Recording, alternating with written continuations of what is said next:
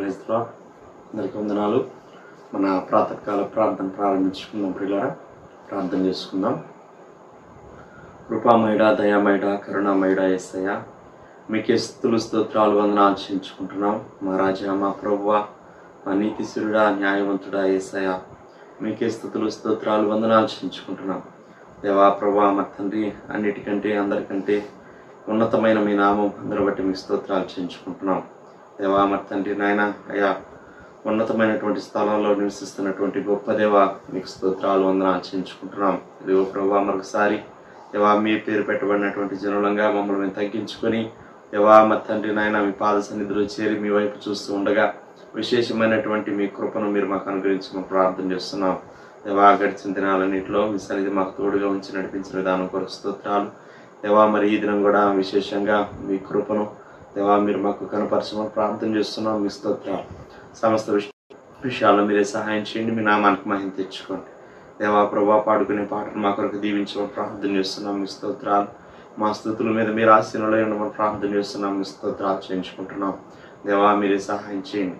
దేవా తదుపరి ఆయన 91వ కీర్తన చదువుకునే సమయం అంతటిని కూడా మా కొరకు ఆశీర్వదించమని ప్రార్థన చేస్తున్నాం. దేవా విశ్వాసంతో నిరీక్షణతో చదువుతూ ఉండగా గొప్పగా మా పక్షంగా మీరే నెరవేర్చి మీ నామానికి మహిమ తెచ్చుకోండి నాయన. అలాగూ మరి తండ్రి మరొకసారి మీ సేవకుల ద్వారా మీ వాక్యం ద్వారా మీరు మాతో మాట్లాడమని ప్రార్థన చేస్తున్నాం. దేవా మరి తండ్రి అనేక విషయాలు మీరు మాకు బోధిస్తున్న విధానం అంతటి కొరకు స్తోత్రాలు. దేవా మరి తండ్రి నాయన అనేక విధానంలో మరి తండ్రి నాయన అనేకమైనటువంటి నూతనమైనటువంటి విషయాలు దేవా ప్రభా మరి తండ్రి నాయన మీరు మమ్మల్ని దేవా బలపరుస్తూ నడిపిస్తున్న విధానం అంతటి కొరకు మీ స్తోత్రాలు చెల్లించుకుంటున్నాం. దేవా కృప చూపించండి నాయన. మరొకసారి మీ సన్నిధి మాకు తోడుగా ఉంచి మీ మెలనైన స్వరాన్ని మేము వినడానికి మాకు సహాయం చేయమని ప్రార్థన చేస్తున్నాం. దేవా కృప చూపించండి ఆయన. చివరి ప్రార్థన ఆశీర్వాదముల వరకు మీ సన్నిధి మాకు తోడుగా ఉంచమని ప్రార్థన చేస్తున్నాం. మీ ఆత్మశక్తి బలంతో మమ్మల్ని నింపండి నాయన. సమస్త విషయాల్లో మీరే సహాయం చేయండి. మీ నామానికి మహిమ తెచ్చుకోండి. ఈ దినమంతటికీ కావాల్సినటువంటి గొప్ప దీవెన, గొప్ప శక్తిని దేవా మీ సన్నిధానంలో మేము గడుపుట ద్వారా మేము పొందుకోవడానికి, స్వతంత్రించుకోవడానికి మాకు సహాయం చేయమని యేసయ్య నామములో స్తుతించి ప్రార్థన చేసి అడిగి వేడుకుంటున్నాం పరలోకపు తండ్రి. ఆమేన్, ఆమేన్. ఒక పాట పాడి దేవుని నామాన్ని మహిమపరుద్దాం. 136వ పాట పాడుకుందాం. సర్వకృపానిధి వగు ప్రభువా, సకల చరాచర సంతోషమా. సర్వకృపానిధి వగు ప్రభువా, సకల చరాచర సంతోషమా. సర్వకృపానిధి వగు ప్రభువా, సకల చరాచర సంతోషమా. స్తోత్రము చేసి స్తుతించెదము, సంతసముగా నిన్ను పొగడెదము. స్తోత్రము చేసి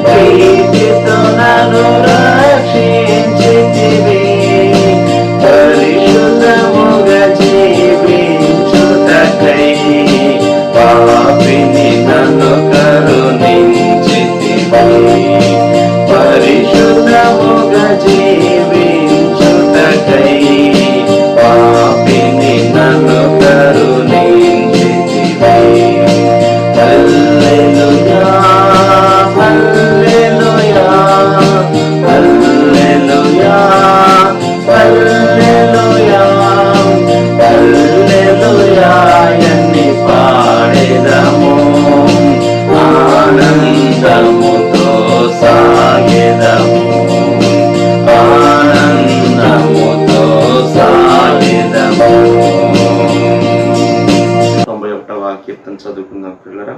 91వ కీర్తన.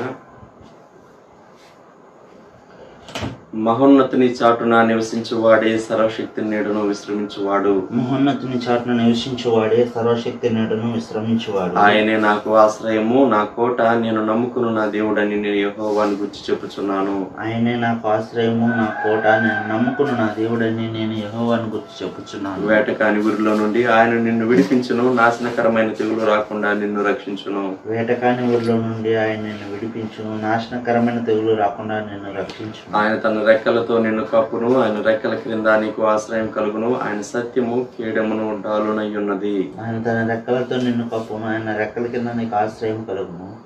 ఆయన సత్యము కేడమును డాలునై ఉన్నది. రాత్రి వేళ కలుగు భయమునకైనను, పగటి వేళ ఎగురు బాణమునకైనను, రాత్రి వేళ కలుగు భయమునకైనను, పగటి వేళ ఎగురు బాణమునకైనను, చీకటిలో సంచరించే తెగులునకైనను, మధ్యాహ్నమందు పాడు చేయు రోగమునకైనను నీవు భయపడకుందువు. చీకటిలో సంచరించి తెగులకైనను, మధ్యాహ్నం మందు పాడు చేయి రోగమునకైనను నీవు భయపడకుందు. నీ ప్రక్కన 1000 మంది పడినను, నీ కుడి పక్కన 10,000 మంది కూలినను అపాయం నీ యొద్దకు రాదు. నీ ప్రక్కన 1000 మంది పడినను, నీ కుడి ప్రక్కన 10,000 మంది కూలినను అపాయం నీ యొద్దకు రాదు. నీవు కన్నులారా చూచుచుండగా భక్తిహీనులకు ప్రతిఫలం కలుగును.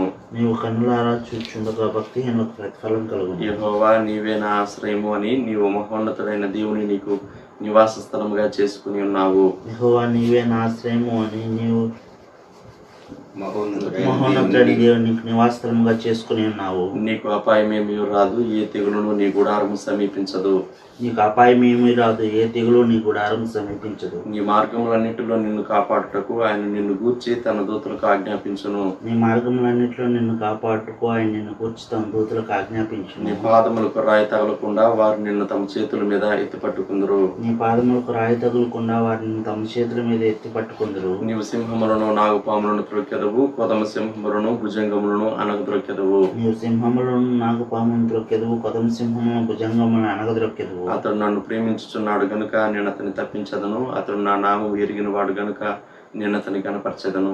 అతడు నన్ను ప్రేమించుచున్నాడు గనుక నేను అతను తప్పించదను, అతడు నా నామం ఎరిగినవాడు గనుక నేను అతను కనపరచదను. అతడు నాకు మొరపెట్టగా నేను అతనికి ఉత్తరం ఇచ్చేదను, శ్రమలో నేను అతనికి తోడై ఉండేదను, అతను విడిపించి అతన్ని గొప్ప చేసేదను.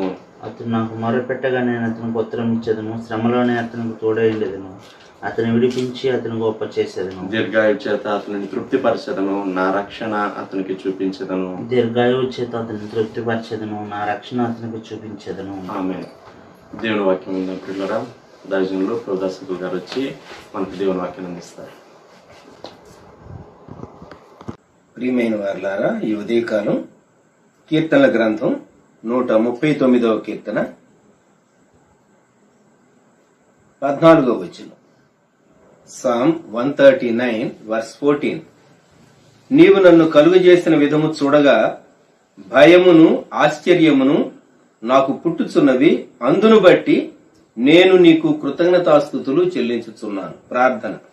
ప్రేమగల మా ప్రభువా, ఈ సమయంలో మీ గ్రంథమును మేము ధ్యానిస్తూ ఉండగా మీరు మాతో మాట్లాడి మా హృదయములను బలపరిచి మహిమను పొందుమని యేసుక్రీస్తు ప్రభువారి శ్రేష్టమైన నామములో వేడుచున్నాము తండ్రి. ఆమేన్. భక్తుడు దావీదు ఈ కీర్తనను రచించాడు. సాహిత్యంలో ఇది చాలా గొప్ప భాగం అని చెప్పవచ్చు.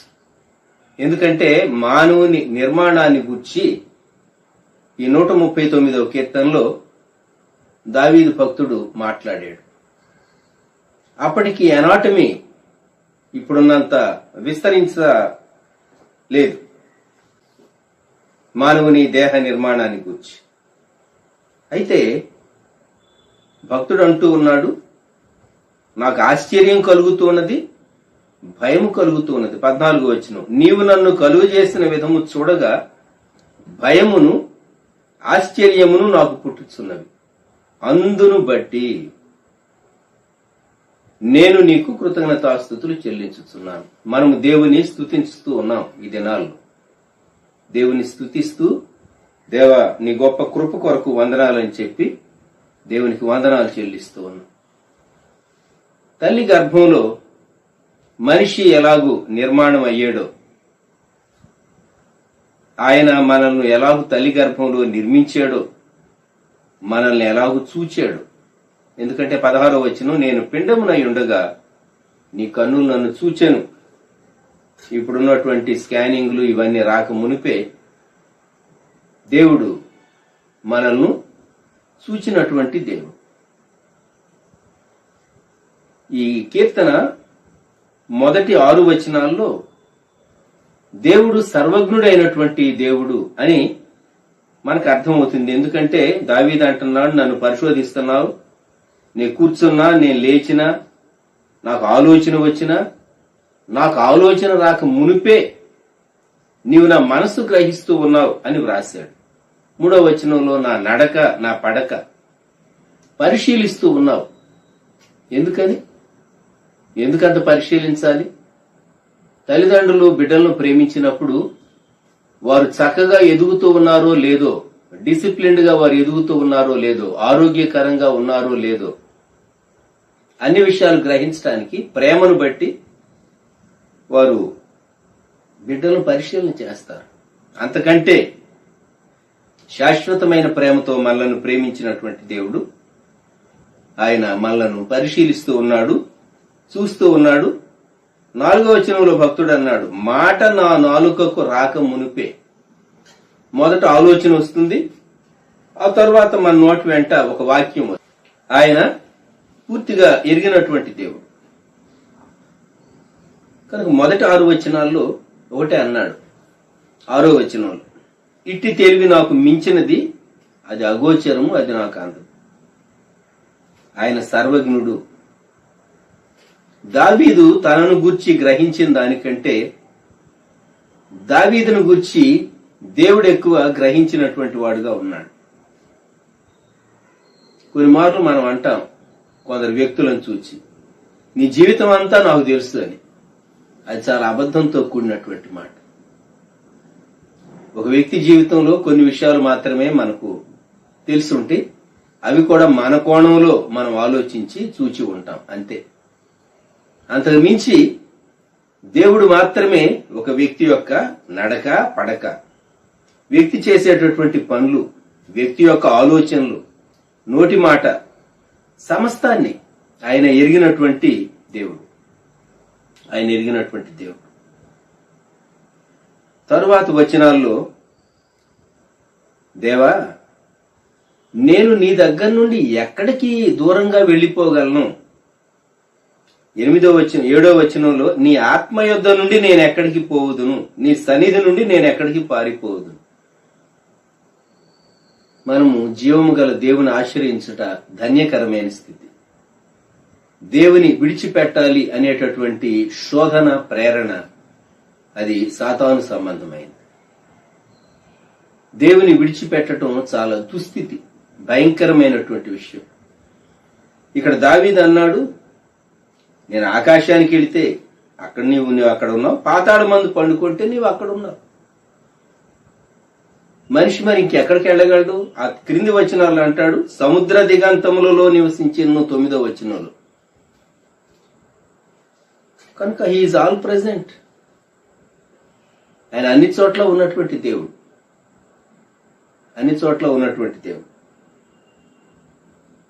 ఒకవేళ 11వ వచనం, అంధకారము నన్ను మరుగు చేయును, నా కలుగు వెలుగు రాత్రి వలె ఉండును అని నేను అనుకునే ఎడల చీకటి అయినను నీకు చీకటి కాకపో. మనకు చీకటి అనిపించవచ్చు, కానీ ఆయనకు కాదు. ఇన్ఫ్రారెడ్ రేస్ గోడల్లో నుండి దూసుకుని వెళ్లి అవతల ఉన్నటువంటి వాటిని ఫోటో తీయగలిగినటువంటి రేస్ అని రక్షణ రంగంలో ఉన్నటువంటి వారు అటువంటి పవర్ఫుల్ కెమెరాస్ వాడుతూ ఉంటారని మనం చదువుతూ ఉంటాం. దేవుని కనులు మరింత తీక్షణమైనవి. ఎందుకంటే సముద్ర దిగంతాల్లోనికి వెళ్ళిన కటిక చీకటిలో నీవున్నా అది ఆయనకి చీకటి కాదు. కొన్ని మార్లు మనం ఎంత నిరాశలోకి వెళ్ళిపోతామో, ఎంత కృంగిపోతామో. ఒక ఆలోచన కూడా మనకు కొన్ని మార్లు మానవ రీతిగా ఆలోచిస్తే చాలా డిస్కరేజ్ అవుతూ ఉంటాం. అయితే దావీదు అన్నమాట, రాత్రి పగటి వలె నీకు వెలుగుగా ఉండును, చీకటియు వెలుగును నీకు ఏకరీతిగా ఉంది. అవును, మనకైతే వెలుగు చీకటి, పగలు రాత్రి. ఇవన్నీ మనకున్నాయి. ఆయన సృష్టికర్త అయినటువంటి దేవుడు, ఆయన చీకటిని వెలుగుగా మార్చగలిగినటువంటి దేవుడు, వెలుగుగా మార్చగలిగిన దేవుడు. ఇప్పుడు 13వ వచనంలో అంటూ ఉన్నాడు, నా అంతరింద్రియములను నీవే కలుగ చేస్తివి, నా తల్లి గర్భమందు నన్ను నిర్మించిన వాడు నీవే, అందును బట్టి నేను నీకు కృతజ్ఞతాస్తుతులు చెల్లించుతున్నాను. ఈ సమయంలో దేవుడు మనల్ని సృజించాడు, ఆయన మన సృష్టికర్త కనుక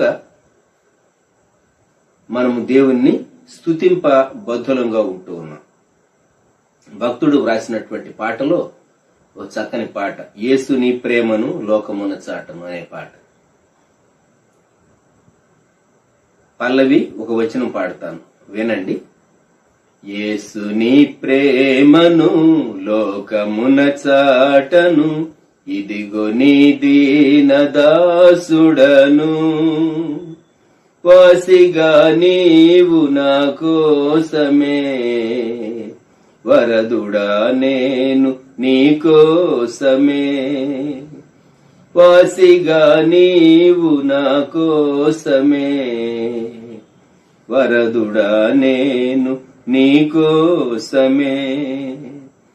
తల్లి గర్భాన నన్ను చూచే నీ కన్నులు, నీ కన్నులు దయను చూపి నిరూపించే నా వీనులు, నా వీనులు పిలచి ప్రత్యేక పరచితివి, మలచి శరీరమర్చితివి, ఎల్లవేళల నీ చిత్తమే చెల్లు నా జీవితయాగమే. యేసు నీ ప్రేమను లోకమున చాటను, ఇదిగో నీ దీన దాసుడను, వాసిగా నీవు నా కోసమే, వరదుడా నేను నీ కోసమే. తల్లి గర్భాన నన్ను చూచే నీ కనులు అని దైవజనులు రెవరెండ్ టుమాటి మోసెస్ గారు రాశారు. టి మోసెస్ గారు, బైబిల్ ఫెలోషిప్ వ్యవస్థాపకులు. తల్లి గర్భాన నన్ను చూచే నీ కన్నులు, ఎంత సంతోషకరమైనటువంటి మాట. ఈ కీర్తన 139ని బేస్ చేసుకుని ఆయన వ్రాసినటువంటి పాటలోని ఒక వచనం. నీవు చాలా ప్రాముఖ్యమైన వ్యక్తివి అని జ్ఞాపకం పెట్టుకోవాలి. నిర్మాణమును బట్టి నీవు అద్భుతమైనటువంటి వ్యక్తివి. జంతువుల నిర్మాణం కంటే, పక్షుల నిర్మాణం కంటే, సూక్ష్మజీవులు, క్రిములు, చిన్న చిన్న పురుగులు, వాటి నిర్మాణం కంటే మన నిర్మాణం ప్రత్యేకమైనది. ఎందుకంటే వాటికి శరీరం ఉన్నది, వాటికి ప్రాణం ఉన్నది. కానీ మనకు ఆత్మ ఉన్నది. ఆత్మే కాదు, మన ఆత్మలో దేవుని ఆత్మ నివసించాలి. ఇది ఇంకెంత సంక్లిష్టమో ఆలోచన చేయండి. ఇప్పుడు మనలో దేవుని ఆత్మ నివసించాలి అంటే సృష్టికర్త అయినటువంటి దేవుడు మనలను రక్షించి ఆయన మనలో నివాసం ఉండేటట్లుగా మనల్ని రూపొందించుకోవాలి. ఇప్పుడు దేవుడు రక్షణకర్తగా మనకు వెల్లడవుతూ ఉన్నాడు. లోకంలో ఉన్నటువంటి జంతువులు కానివ్వండి, పక్షులు కానివ్వండి, సకల చరాచర జీవులు అనేటటువంటి ఫ్రేజెస్ కొన్ని మనం వింటూ ఉంటాం. లోకంలో ఉన్నటువంటి మానవుడు కాక మిగిలినటువంటి జీవులన్నిటికీ ఆహారం ఇచ్చేవాడు, పోషించేటటువంటి వాడు పోషణకర్త దేవుడు. అయితే దేవుడు మనకు సృష్టికర్తగా మాత్రమే కాక మన రక్షణకర్తగా ఆయన ఉన్నాడు. మన రక్షణకర్తగా ఆయన ఉన్నాడు. పేతురు వ్రాసిన మొదటి పత్రిక 2వ అధ్యాయం 9వ వచనం మనం ఎరుగుదుము. ఆశ్చర్యకరమైన తన వెలుగులోనికి మిమ్మును పిలిచిన వాని గుణాతిశయములను ప్రచురము చేయు నిమిత్తము. దేవుడు సృష్టించి అలాగ విడిచిపెట్టకుండా ఆయన మనల్ని తన సహవాసానికి పిలిచాడు. దేవుడు తన కుమారుని యందు మనల్ని సహవాసం కొరకు ఏర్పరచుకున్నాడు, పిలిచాడు. ఎందుకు అంటే యేసుక్రీస్తు ప్రభు యొక్క గుణాతిశయములను ప్రచురము చేయు నిమిత్తము. యేసుక్రీస్తు ప్రభు యొక్క గుణాతిశయములు, ఆయన పరిశుద్ధత, ఆయన ప్రేమ, ఆయన యొక్క ఉపదేశము, ఆయన మన కొరకు చేసిన ప్రాయశ్చిత్త బలి, ఆయన కృపాకార్యాలు, కృపాసత్య సంపూర్ణుడిగా ఆయన ఎలాగో ప్రత్యక్షమయ్యాడు, మన జీవితంలో ఆయన ఏం చేశాడు, మన అనుభవ సాక్ష్యం, రక్షణ సాక్ష్యం. అలాగే రక్షింపబడిన తరువాత మన అనుభవ సాక్ష్యం, దేవునితో మన నడక. మన జీవితంలో ఎన్నో సంఘటనలు, పరిస్థితుల్లో దేవుడు మనల్ని ఎలాగో నడిపిస్తూ వచ్చాడో మనము దేవుని గూర్చి సాక్ష్యం ఇవ్వటానికి ఆయన ఆశ్చర్యకరమైన వెలుగులోనికి మనలను పిలిచాడు. చీకటిలో నుండి, లోకములో నుండి, పాపములో నుండి దేవుడు మనల్ని పిలిచాడు. మనుషులుగా ఉన్న వారందరికీ ఈ కృప దొరకలేదు. జ్ఞాపకం పెట్టుకుందాం, మనకు దొరికింది. So God's method of election, దేవుడు మనల్ని ఏర్పరచుకున్నాడు, ఎన్నుకున్నాడు. అది ఆయన సార్వభౌమ చిత్తం. మనం లోబడ్డాం. లోకంలో అందరూ రక్షింపబడాలనే దేవుని సంకల్పమే గాని అందరూ ఆయనను అంగీకరించే మనస్సు లేదు. వారు తమ సొంత చిత్తాన్ని, ఇష్టాన్ని ప్రేమించి దేవుని, నిజమైనటువంటి దేవుని, ఆయన ఆత్మను నిరాకరించేటటువంటి వారి విషయంలో ప్రభు ఆయన వారిని రక్షించడానికి ఇంకా మార్గం లేదు. అందుకే వాక్యం వినిపింపు చేస్తాడు, సువార్త చెప్పిస్తాడు. వారు లోబడితే ప్రభు వారిని రక్షిస్తాడు. దేవుని రక్షణ కార్యం జరగటానికి యేసుక్రీస్తు ప్రభు యొక్క ప్రాయశ్చిత్త బలిని బట్టి దేవుని కృప, మానవుని యొక్క విశ్వాసం రెండు కలుసుకుంటేనే ఆత్మలో కార్యం జరుగుతుంది. రక్షణలో రెండు భాగాలు. మొదటిది దేవుని భాగం, ఆయన ఎప్పుడో చేశాడు సిలువలో 2000 సంవత్సరాల నాడు. ప్రాయశ్చిత్త బలిగా మన కొరకు అర్పించుకున్నాడు. పాపం ఒప్పుకుంటే పాప క్షమాపణ, రక్షణ, ఆనందం, సంతోషం, సమాధానం. అయితే మానవుని భాగం, మానవుడు నమ్మాలి, మానవుడు తనను దేవునికి అప్పగించుకోవాలి. దైవజనుడు ఇలాగూ స్తుతి చేశాడు.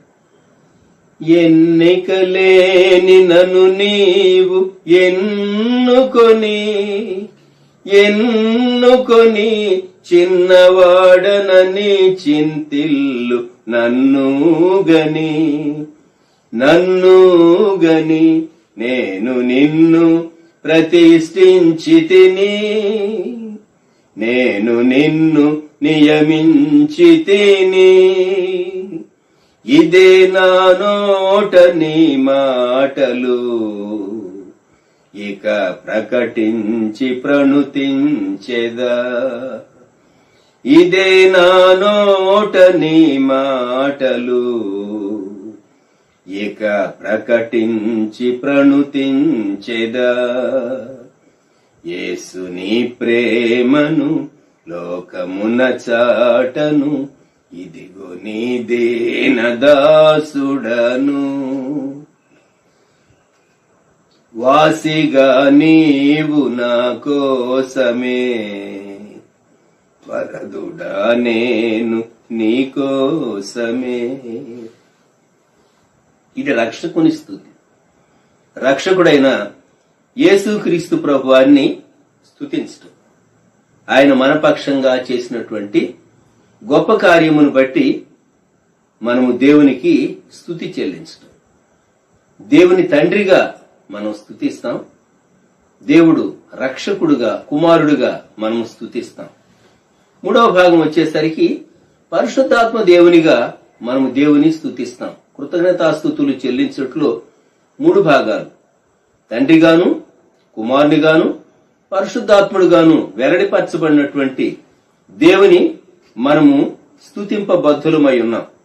పౌలు భక్తుడు కొరింథీ సంఘానికి వ్రాస్తూ కొరింథీ సంఘానికి వ్రాసినటువంటి మొదటి పత్రికలో 6వ అధ్యాయంలో 19వ వచనంలోని భాగం మనకు సుపరిచితం. మీ దేహము దేవుని వలన మీకు అనుగ్రహింపబడి మీలో ఉన్న పరిశుద్ధాత్మకు ఆలయమై ఉన్నదని మీరెరుగరా? పరిశుద్ధాత్మ దేవుడు ఇప్పుడు వ్యక్తిలో నివాసం చేయాలి. మానవునికి శరీరము ప్రాణము మాత్రమే కాక ఆత్మ ఉన్నది మనం చెప్తాం. అదే నాస్తికులు మానవునికి ఆత్మ ఉన్నది అని ఒప్పుకోరు. మానవునికి ఆత్మ ఉన్నది, అంతేకాదు మానవుని ఆత్మలో దేవుని ఆత్మ నివాసం చేస్తుంది అంగీకరించినటువంటి వారిలో. కనుక మన నిర్మాణం అద్భుతమైనటువంటి, మన శరీర నిర్మాణం అద్భుతమైనటువంటి నిర్మాణం. నీ దేహము ఇది శిథిలమయ్యేటటువంటి స్వభావం కలిగిన దేహమైనప్పటికీ భూమి మీద దేవుడు మనకు అనుగ్రహించినటువంటి ఆయుష్కాలంలో ఇది చాలా అద్భుతమైనటువంటి నిర్మాణం. నీలాంటి వారు ఒకవేళ పోలికలు ఉన్నటువంటి వారు కనబడొచ్చు గాని నీలాంటి వారు భిన్నంగానే ఉంటారు.